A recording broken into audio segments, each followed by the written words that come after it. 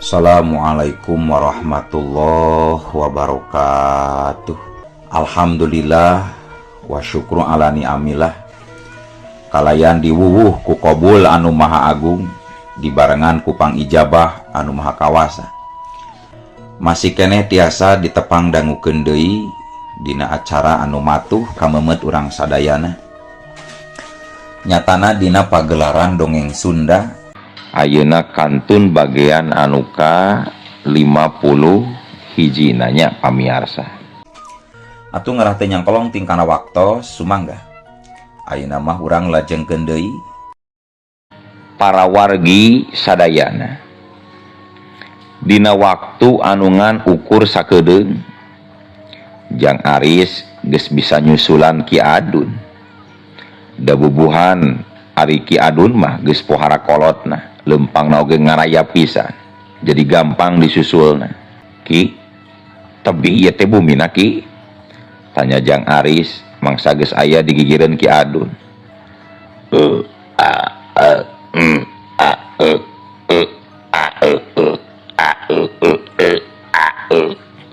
Ki Adun tutunjuk ka belah kidul. Atuh ku abdi urang diakodnya Ki, ngaratereh dugi. Cek Jang Aris bari neuteup ka Ki Adun pinuh ku kanya. Ki Adun langsung unggek siga nu bunga. Jang Aris gancang mukakeun kantong sarta make bahasa isyarat sangkan Ki Adun ngasupkeun heula gula beureum kana kantongna. Ki Adun langsung surti. Gula beureum teh dibebaskeun kana kantongna Jang Aris. Geus kitu mah gancang bae Jang Aris nagog nonggongan ka Ki Adun. Sanggeus Ki Adun ngadaplok dina tonggongna aya nu aneh karasana ku Jang Aris mah. Ongkoh pangawakan Ki Adun teh geus pohara rengkungna. Tapi Jang Aris nepi ka kudu ti bebrageg mangsa cengkat rek nangtung tina nagogna teh. Tapi Jang Aris teu loba ngomong. Sok sanajan rada dadaligdegan siga nu beurateun pisan. Jang Aris maksakeun leumpang ngakod Ki Adun. Salengkah, dua lengkah, tilu lengkah.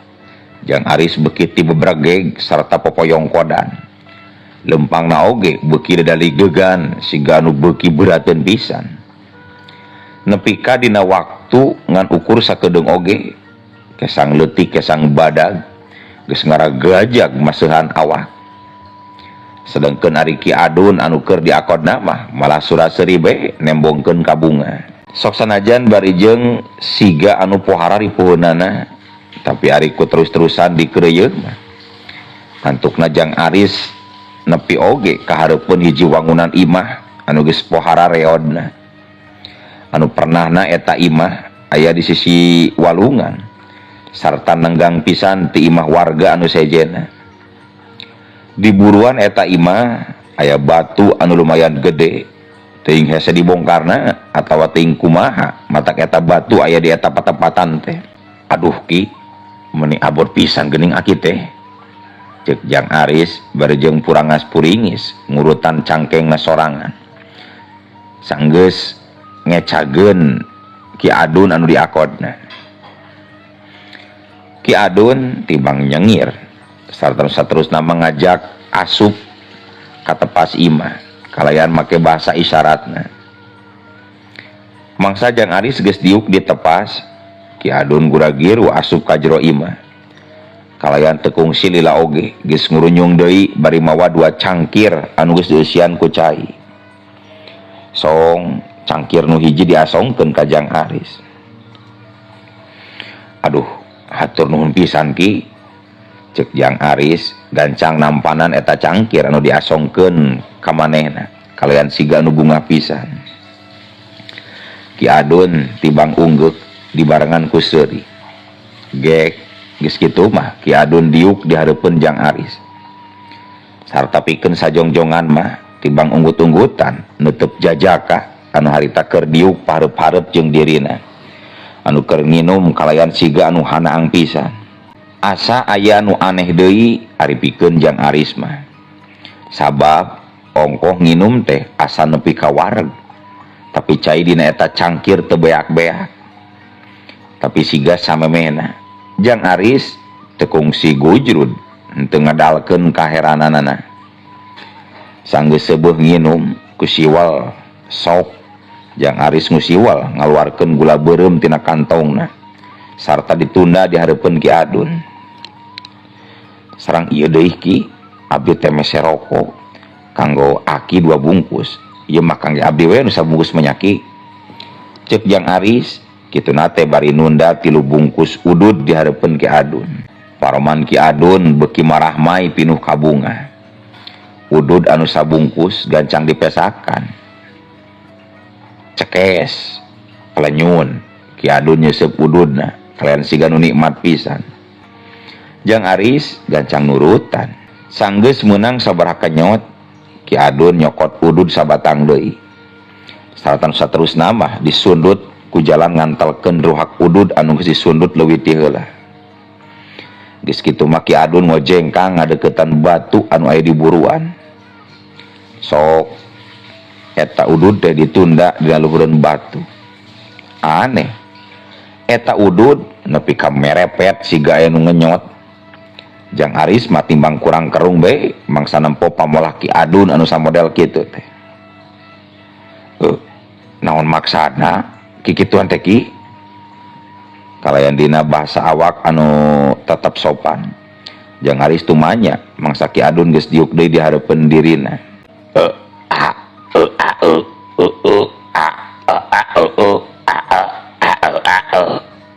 Ki Adun nembalan ku aeu dibarengan ku pepetah tapi ku sabab tetep teu ngarti kana maksud Ki Adun antuk nama Jang Aris tibang unggut-unggutan tanpa loba tatanya deui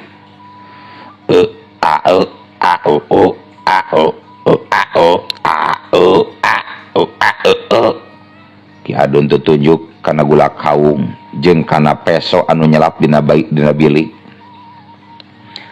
sok sanajan teu ngarti sanajan tepati ngarti kana maksudna Ki Adun tapi Jang Aris gancang unggek sarta gura-giru nyokot peso anu dituduhkeun ku Ki Adun kalayan anu saterusna mah Jang Aris ngeureut eta gula beureum kira-kira sasentian kandalna sanggeus disemplekan heula Ki Adun nyetrok eta gula kaung disusul ku ngaragot cai siga nu nikmat pisan katempona teh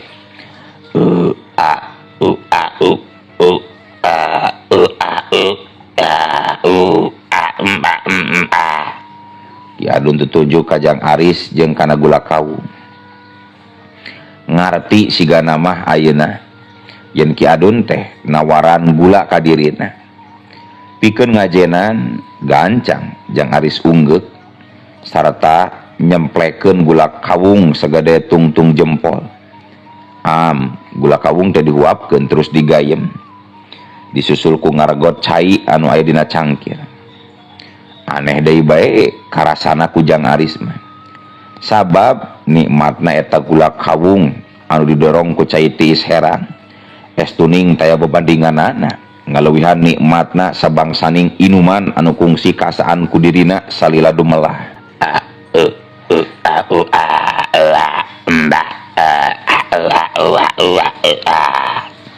Ki Adun surang ngasrengeh bari ngacungkeun jempol ka tuhuna muhun Ki meuni nikmat pisan ieu karaosna Ki cek Jang Aris nurutan ngacungkeun jempolna Ki Adun seseurian siga nu geunah pisan Jang Aris oge nepi ka milu ngahkei Ki manawi aya jodona ieu mah Ki sarasna mah pangna abdi tebih-tebih lumampah ti jati liduh teh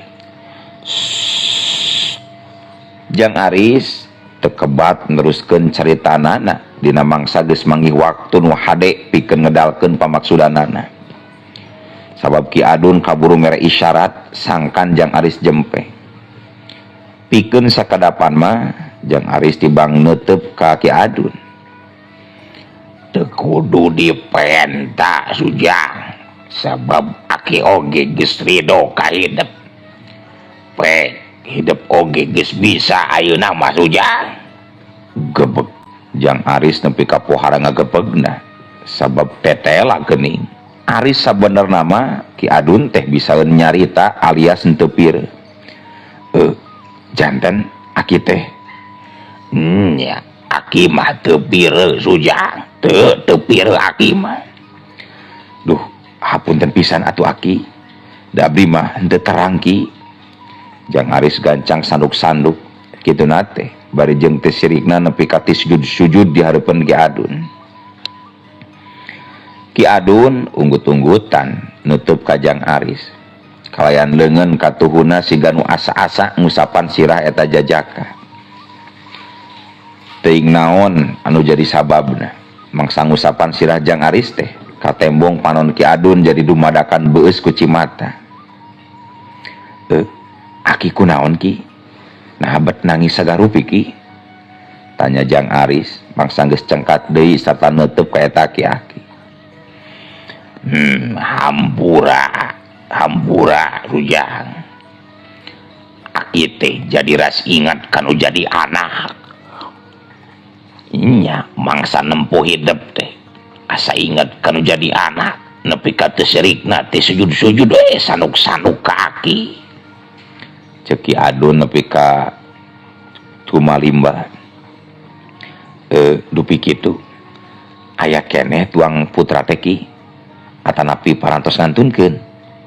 Cek Jang Aris bari neuteub ka Ki Adun pinuh ku rasa kapanasaranan. Teu nembalan Ki Adun malah nunjuk kana centulna batu anu aya di buruan anu tadi dibere udut. Pikeun sakadapan mah Jang Aris malah kurang kerung alatan teu ngarti. Eta batu teh sabenerna mah anak aki Sujang, si Wirya ngaran anak aki teh. Ki Adun eureun heula nyaritana. Mangsa dumadakan aya nu ngalembere mapai kana pipi peotna. Ari Jang Aris siga anu teu wani pikeun langsung tumanya, malah kurang kerung deui bae alatan pohara pisan teu ngartina. Kieu Sujang. Baheula kurang leuwih 400 tahun lilana. Aki teh boga murid kembar anu dipihapekeun ku kolotna. Anu katelahna eta budak kembar teh si Praja jeung si Tirta. Nya eta teh guru hidup nu ayeuna mah geus beda alam ngan peda dibere kawenangan ku nu maha kawasa pikeun ulu biung sacara teu langsung pikeun ngabebenah ieu nagara. Nepi ka dinya Ki Adun eureun deui nyaritana. Ari Jang Aris mah nepi ka pohara pisan ngacenghokna mangsa ngaregepkeun caritaan Ki Adun anu samodel kitu teh. Tapi tetep Jang Aris can wani pikeun nyawara. Sok sanajan loba tanyakeun dina dirina ka Ki Adun. Tah. Disagigireun ngagembleng si kembar. Aki oge ngagembleng nu jadi anak. Anu dina mangsa harita mah ti luarana oge saumuran pisan. Ki Praja, Ki Tirta jeung si Wirya anak aki santragan. Tah baheula teh kurang leuwih santragan jeung hidup nya umuran sakitulah. Dina umur anu ngarora keneh tiluanana ku aki geus diwaris ilmu pamungkas. Nyatana pusaka anu leuwih seukeut batan pedang.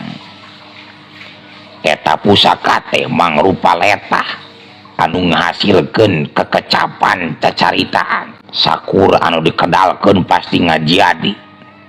Sacidu metu saucap nyata. Kabeh anu digembleng ku aki bararisa dina hiji mangsa si Wirya patelak jeung hiji jawara. Meh-mehan ka seorang ari ngadu ilmu kanuragan masih Wirya teh. Sabab eta jawara lawan si Wirya teh para pisan saktina pikeun ukuran manusia mah. Nyantukna si Wirya teh ngagunakeun ilmu pamungkasna. Sangkan eta jawara jadi batu jeung sakabeh kulawargana. Mangsa si Wirya laporan ka aki aki teh puara ambekna ngadenge yen si Jawara jeung kulawargana geus jadi batu sabab si Wirya geus sangeunahna ngagunakeun eta ilmu nyatana malah nyupata keluarga eta Jawara anu teu tuah teu dosa nya bakating ku keheul nya aki oge antukna mah biji supata sangkan si Wirya oge robah jadi batu atuh kakuatan ilmu pamungkas di si Kembar oge nya dikitir tajeng diki praja ku aki teh langsung dicokotan deui dicabut nya ti samatharita oge langsung be aki teh nyupata diri sangkan teu maot nepi kaya jalma anu bisa ngubah deui anak aki kana wujud aslina ti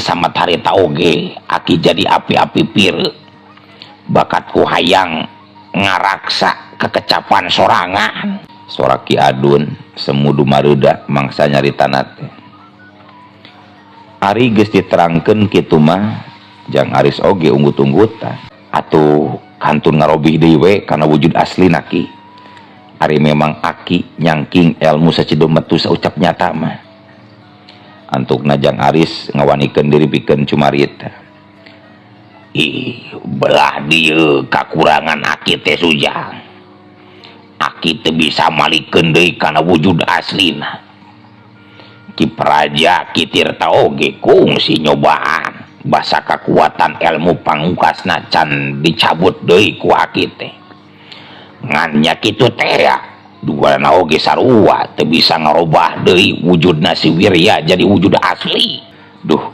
hawatos teuing atuh Ki cek jang Aris neuteub kaki Adun pinuh ku rasa kakarunya tapi keun bae mata kieu oge geus titis tulis pikeun aki jeung nu jadi anak mata sangkan teu ngalaman siga aki hidup mah sing hati-hati ulah ngalakukeun tindakan dina mangsa diri keur kalimpudan ku amarah sumuhun Ki hatur nuhun pisan wae kana piwejanganana Ki nanging kinten-kintenna nah kenging abdi diajar ilmu anu nembe disebatkeun ku aki teh ya kapanan tadi oge ku aki geus dibikeun ka si Sujang pikeun sakadapan mah jang Aris tibang kurang kerung siga nu keur mikiran caritaan Mbah Adun tapi tekung silila oge jang Aris unggut-unggutan sorangan aki percaya hidup mah hatena bersih moal lalawora ngagunakeun eta ilmu cek Ki Adun bari neuteub pinuh ku kayakinan ka jang Aris pamugi we kekecapan aki teh janten kanyataan Ki nanging kenging teu saumpamina abdi ngabuktoskeun eta ilmu Ki cek jang Aris siga nu asa-asa enggone nyarita kituna teh nyapek bae wajar manusia mah butuh bukti pikeun hiji kayakinan pek tah robah eta gula jadi naon bae sakarep Sujang temal Ki Adun geus bisa ngaheheh deui ayeuna jang Aris timbang unggek reup manehna meuremkeun panonna sarta tekung silila oge geus beunta deui Bismillahirrahmanirrahim kalayan ridho tinu maha sampurna robah deui kana wujud asli ceuk jang Aris kituna teh bari mencrong kana batu anu ngacentul di buruan Ki Adun nepi ka pohara pisan ngarenjagna sabab teu nyangka sacongo buuk kana caritaan anu rek dikedal tina letah eta jajaka purinya jeleg Ki Adun beuki ngarenjag sarta beuki ngacenghok deui bae sabab teu lila antarana batu anu aya di buruan ngaburinya sarta saterusna marobah wujud jadi jerim aki-aki anu geus pohara pisan kolot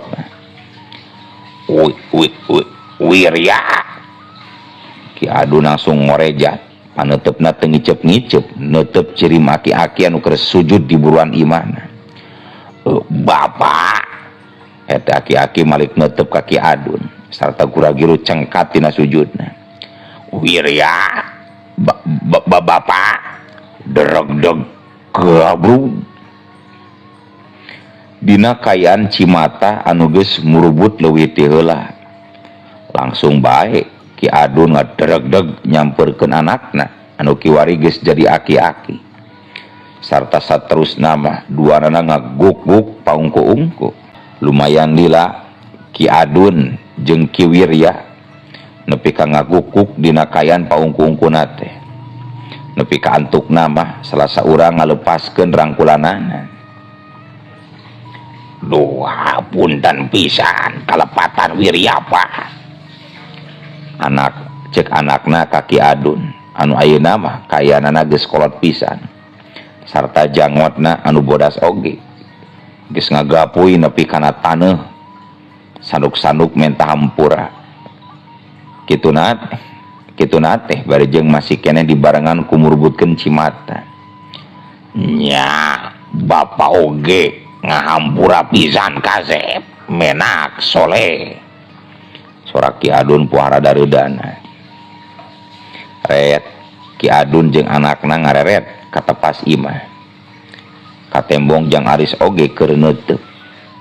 Bari sarua dina kayaan keur murubutkeun Cimata. Ki Adun jeung Ki Wirya gancang nyampeurkeun.